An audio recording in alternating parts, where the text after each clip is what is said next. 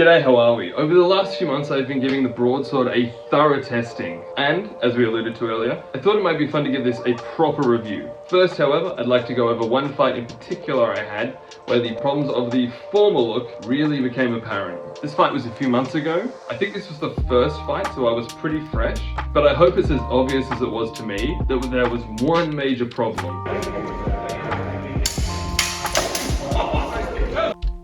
So the main thing is that the guard is just way too heavy. Trying to go into hanging guards ends up being this massive undertaking that just completely drains all my energy reserves. Going back over the footage, I can also see that when the hilt is too heavy, I end up doing this weird dodge move where I don't even cover any lines of attack. Now, I'm not 100% certain. Now, I think maybe I'm doing it because the sword is so heavy, it's just easy for me to duck out of the way than it is to try and cover any lines of attack. That's a pretty bad habit. As you can see, I got absolutely clobbered a few times. If I'm honest, I did pretty badly in this fight. I can't 100% blame the sword. I did some pretty stupid things, like dodge would have worked a couple of times if I just not got really close into distance, but it wasn't all doom and gloom. We'll wrap up this fight with a couple of the other exchanges before we get on to the rest of the video.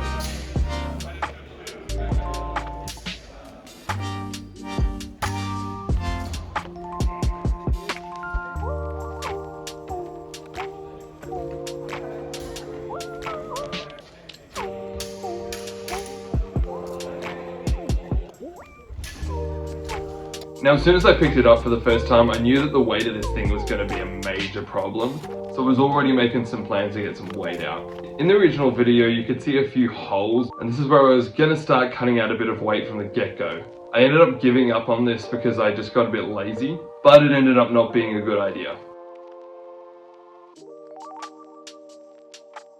The original weight of the sword was like 1.8 kilos, which is ridiculous. And after all this, we managed to get it down to a still overweight 1.6 kilos.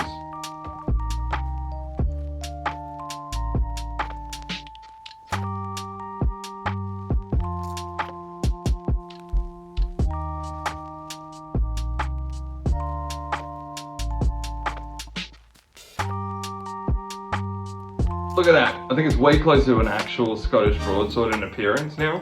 So there's only one thing left to do, and that's to give it a test.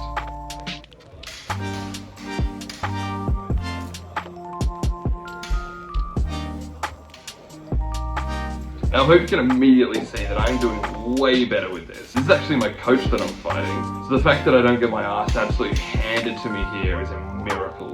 I feel like I'm moving the blade way easier and I'm not doing that stupid dodge anymore. I'm pretty much succeeding in all my hanging guards, and I'm even getting a few crazy panic blocks.